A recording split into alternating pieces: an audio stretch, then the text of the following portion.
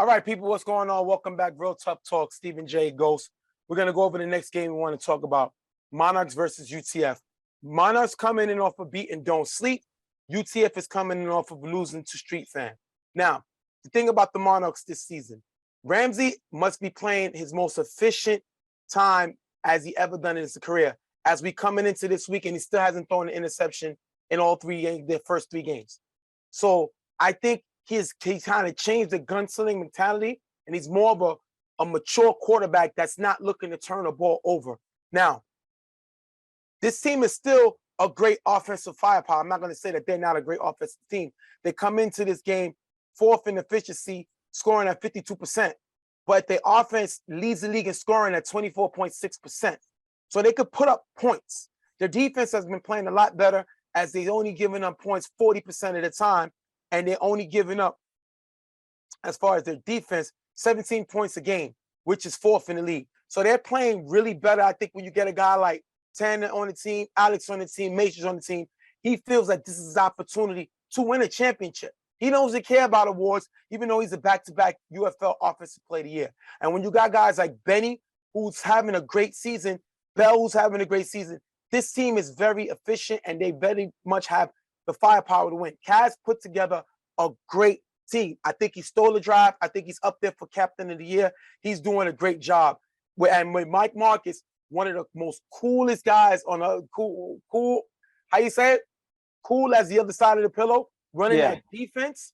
This team is very efficient, especially with Damo on that defensive as that ball giver position. And the thing about them is, first of all, Ramsey is one of the top 3 scoring quarterbacks in UFL history. So he knows how to get the ball into the end zone, regardless if he's as efficient as he was in the past. The point is, he's getting them into the end zone. And with all the players that he's able to have and play with on this offense, they're always going to be a team that gets into the end zone. That's not even an issue. It's all about how their defense plays together, and they've been looking pretty good. They haven't been as solid as they were in the past, but they've been playing well enough to win games for this team, and that's why they're one of the best teams in the league right now. And on the other side, UTF, they're the defending champs. But they haven't looked as good to me as they looked last year. They were a walk-off team. They were fun. They're kind of arguing with themselves more this time. We've seen Jeremy suspended for 1 game, which hurt them versus Rep City. Then we see him come back versus Street Fan, and they lose that game.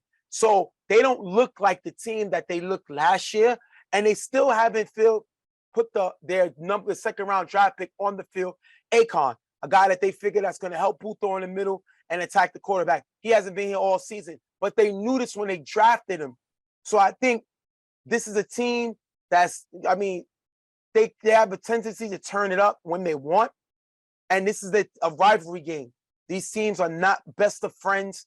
They respect each other, but they're not best of friends, as UTF holds the head of that rivalry, beating Monarchs in the regular season last year and beating them in the playoffs to go to the championship. And yes, the thing about UTF is they've never been a team that won pretty. They weren't a team that just puts games away early, that does everything right and plays near perfect. They've never been that type of team. What they have been is a team that always stays within competition. Now, they fall down in certain games where they kind of stink it up, but at the end of the day, as long as they have these core guys that's able to play efficiently the way that they need to, I think they're always going to be a contender. And that's why games like this are always going to be a serious case for them, because they've beaten this Monarchs team twice in a row last season. They're looking to take that streak and keep it going in this game. Knowing that they lost in the first and last 2 games, this is a big game for them to get back into that competitive factor that they've been in beforehand. As you're talking about the Monarchs coming back because they lost UTF twice. Yes. Okay. No, I'm talking about UTF, since they lost 2 games in a row. 2 games in a row, not to this team. You mean 2 games? Yeah. Okay. So we're gonna jump into the game. UTF won't have no Akon and no Mamba. And the Monarchs are not gonna have any Alex, no Tanner, no Matrix, and no Benny. We're gonna jump right into the game. On the throw-up, Dev is going to get a cursed penalty during the throw-up to move Monarchs up. After getting the first down, Ramsey throws a mic in the gap with a decent game. Bell is flagged for cursing, which pushes him back. Monarchs can't get any closer, and they're going to end up having to punt. We've seen Ramsey punt a lot this season, more than we've ever seen. So they're going to safe road, but UTF forces them to punt here. And the thing about it is both teams are chattering already. They're talking smack. They're going back and forth. And it's causing them to get penalties on both sides of the field. First, you had Monarchs benefit from Dev cursing out during the kickoff. And then while they have good field position, Bell takes that away with him cursing, talking back and forth with his team. So it seems like the off-field chatter is kind of distracting them, and it causes Monarchs to eventually turn over, be forced to punt here. Jeremy gets the ball with blocker from G, runs in the gap for a decent gain. Third down, Jeremy's blitzed by Timmy, blocked by Yomi. Jeremy runs on the sideline for a nice gain, getting him to the 45-yard line. I call Jeremy Allen, similar like Josh Allen. He has a big arm, but he has the ability to escape the pocket and beat you with his legs, and we're seeing him doing it here. After getting the first down, Jeremy, blocker from G, runs in the middle for a decent gain. Second down at the 10-yard line, Jeremy, blocker from G, runs in the gap. Damo misses the tag as Jeremy runs into the end zone. Yomi gets the extra point, 8-0 UTF. The question was Jeremy tagged on this play? What do you think? And I look at this play, and it looks like Damo definitely gets one hand on Jeremy, but it doesn't look like he gets the full tag on him. It's super close, and that's why I had to really magnify and slow it down. And these are plays that, Damo takes seriously because he makes his name on sacking the quarterback. Unfortunately, it wasn't enough for him to get that tag there. It looked like he just slipped by as Jeremy's able to get into the end zone here. Kai drops the kickoff, putting it at the 10-yard line. They're not looking like the team that they usually been this season. That's a big mistake. First down, Ramsey throws it to Kai open on the sideline, who runs it all the way to the 2-yard line and the first down. If you look here, Swan and Brown is guarding this same receiver. First of all, Kai's a guy that gets lost up in this Monarchs passing attack. He is a great play maker, and the guy has the ability to make plays. After he drops the ball on the kickoff, Ramsey finds him going downfield, and this is what you need from this guy. Swan and Brown not communicating well, both on the same receiver. Can't do that against Ramsey. First of all, Ramsey finds him in the front of the end zone for the touchdown. Kai gets an extra point. Monarchs tie the game, 8-8.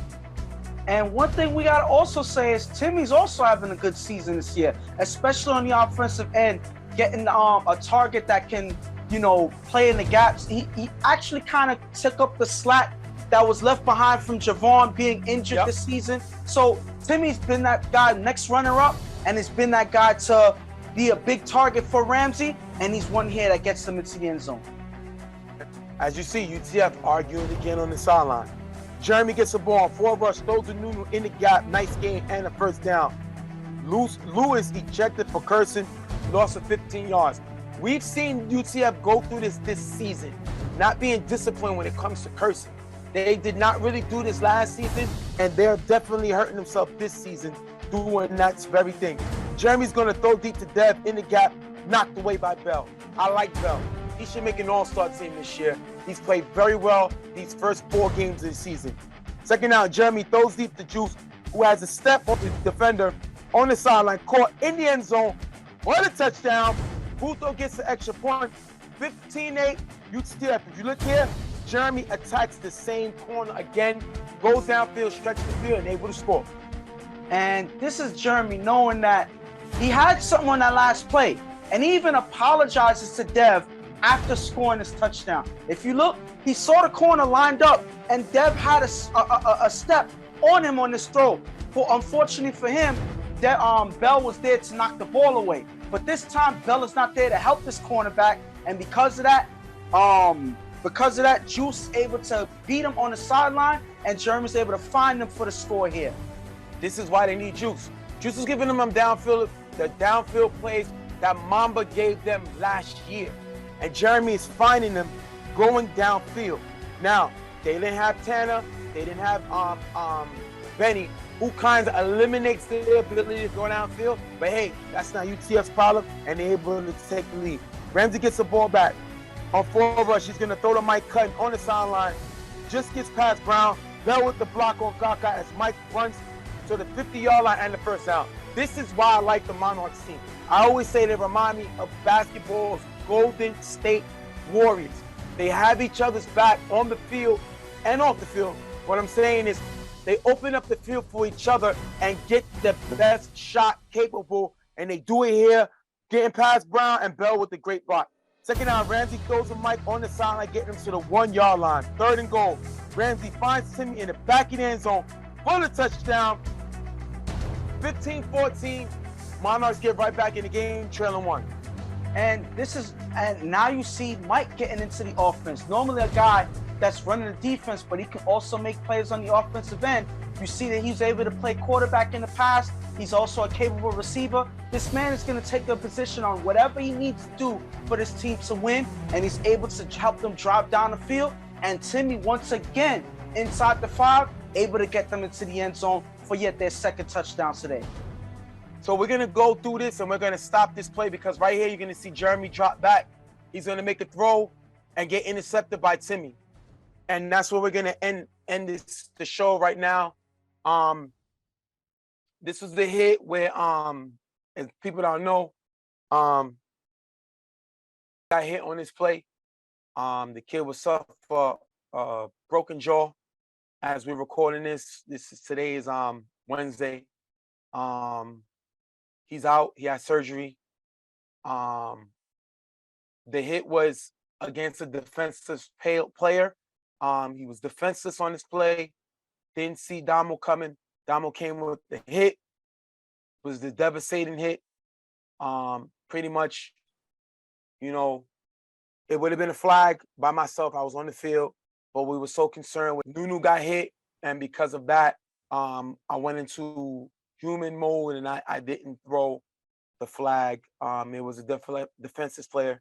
Excuse me, I get a little choked up. It was kind of a devastating hit. So we'll go over what we talked about with the league and what happens there. This hit is illegal. It was a crackback block, and it was a defensive player block. Nunu was knocked out.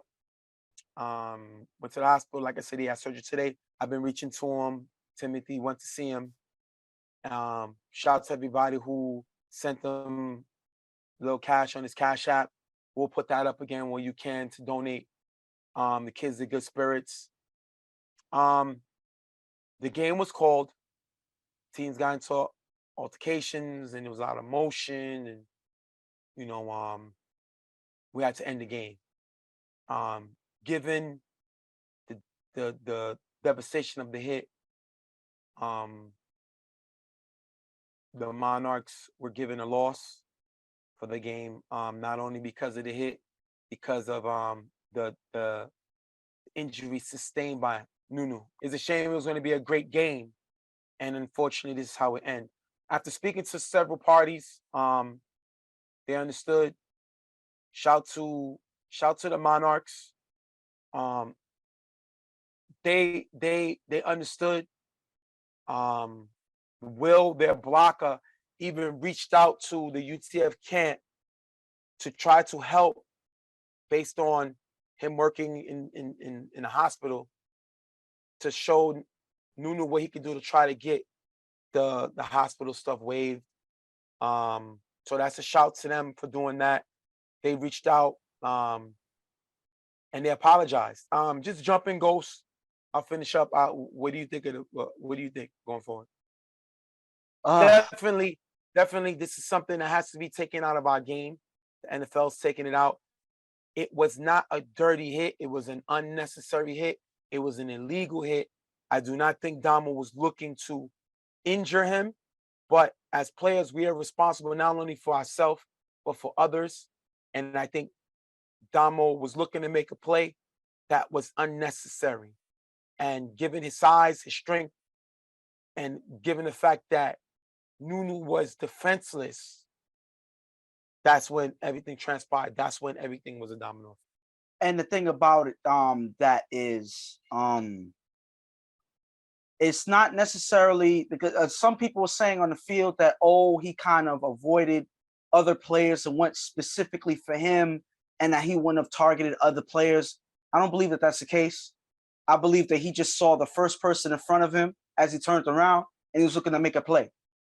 Some people said that G was in the vicinity. He passed G. He wasn't in the vicinity. G was on the sideline during that play, going out for a pass. So he wasn't in that play at all. So the first person that was there was Nunu, and Pito was behind him. So I guess Nunu was the one who got the attention first. But regardless of what, Nunu was defenseless. He was in the play, but he was defenseless. So coming the way that Damo did now, like you said, it wasn't dirty. He didn't throw an elbow. Some people said he put up the elbow, and that wasn't the case. It was a shoulder hit, but the way he collided, it did so much damage to him that it knocked him unconscious on contact. So, like you said, that's something that the NFL is penalizing now. They're taking out of the game because players need to be protected. And especially here, players need to be protected. These guys still got to go to work. We're not getting paid for this. You know, there's no contract where you get hurt. You're getting full pay while you're home recovering for injury. There's none of that. You miss work. You miss a lot of things. So people need to be protected. So these things shouldn't be necessary. Now, am I mad for Damo going after him in the first place? No. But it's about how he did it. He went full speed, full body. Put your hands out. He may fly a little bit. They may be upset, but we wouldn't be having this conversation.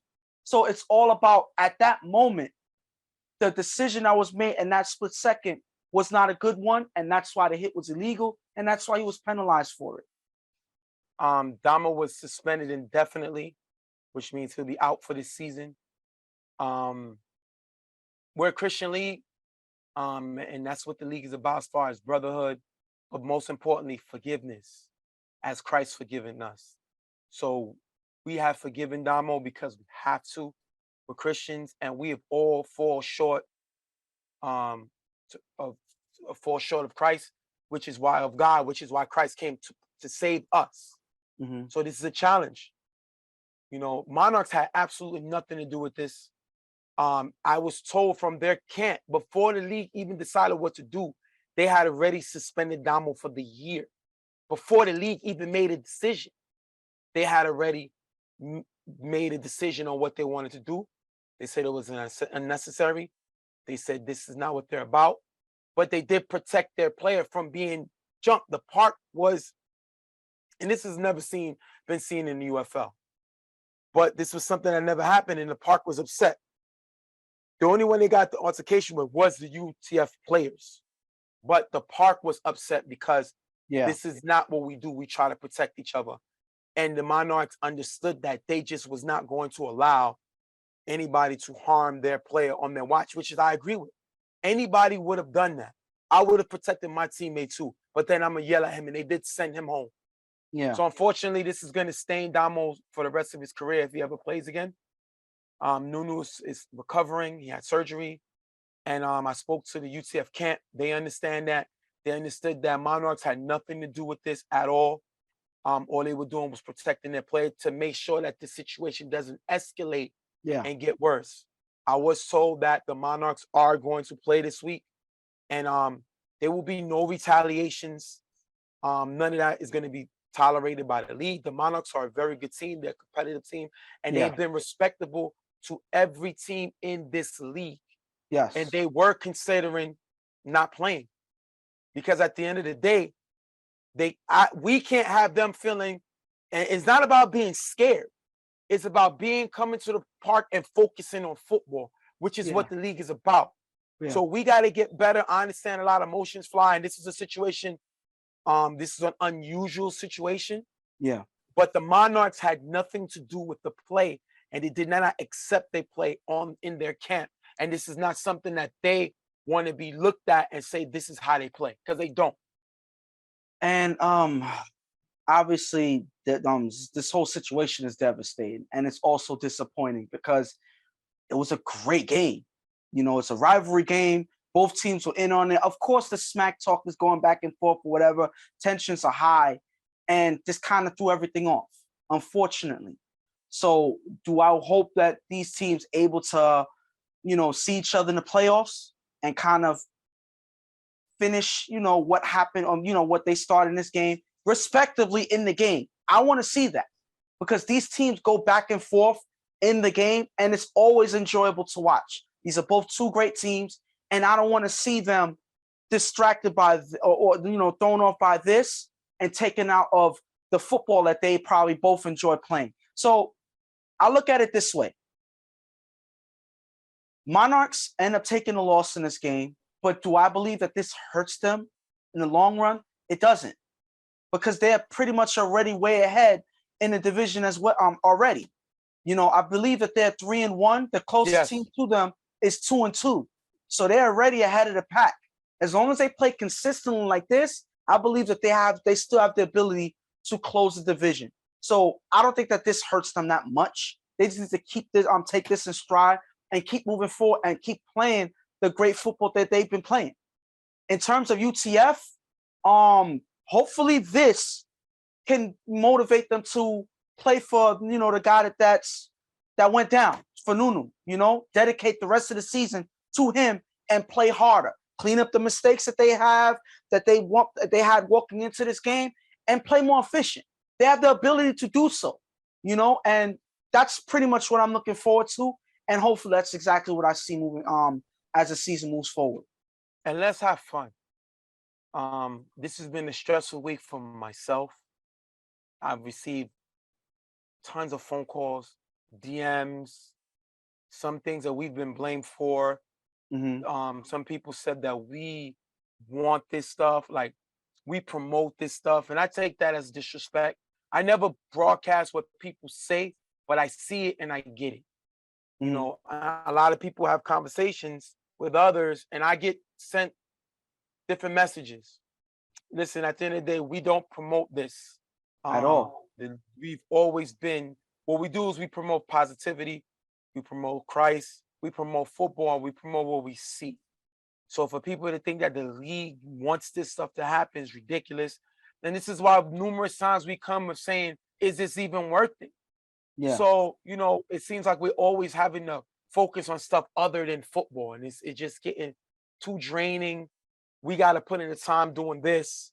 And it's just frustrating. We always got to protect our brand. We got to protect our image. And it's becoming too much. It's easy just to walk away. That's not something that we're saying we're doing now, but people can understand what we're going with. Shout out to Kaz, the leader of the Monarchs. He reached out. We spoke. We had a good conversation. That's just a great team. And they should not be thought of based on this situation. I spoke to Buto. I spoke to Josh of UTF. And they said no. We know they didn't have anything to do with it. We know that they're not about that. And we just want to play football. Yeah. And I like to hear that. Hopefully we can focus this. I don't even want this brought up. I don't want them. Let's just get away from this. Like I said, TFI has taken several key losses. Nunu is good. He had his surgery. He's okay. But this is why we should appreciate the game, because anything can happen. We can lose the game. We can lose the game we love, playing the game we love. So at the end of the day, like I said, Damo's been suspended indefinitely. He was already suspended from the team for the rest of the year. So they took the means respecting him because they didn't have to do that. They felt it was in their right to do that before they just found out what the league was going to do. So, this is not something we're going to talk about. We sent our prayers to Nunu. We want him to get better. And we send our prayers to Damo because his career is going to be stained because of this. Can he recover? Well, I've seen a lot of guys do a lot of dirty things and things that they didn't think about that gets him in a situation. So he has to clean that up. And, TFL's forgiving. I've seen a lot of people get forgiven for mistakes. It's just how sincere you are with it. I spoke to him. He's very sincere. He's very emotional, very broken up about it. And he never meant to hurt Nunu. But the point is, his action caused this. You got a minute left. I know. He has to know that this can't happen. And the league got to know, all football is going forward, this is not going to be tolerated. You can be suspended and your team can suffer loss based on what happens with the impact or based on the injury. So anyway, we wanted to just talk about that. We're gonna wrap this one up. Monarchs, UTF come away with the win on the Monarchs, 15-14. And we'll wrap this one up and we'll be right back.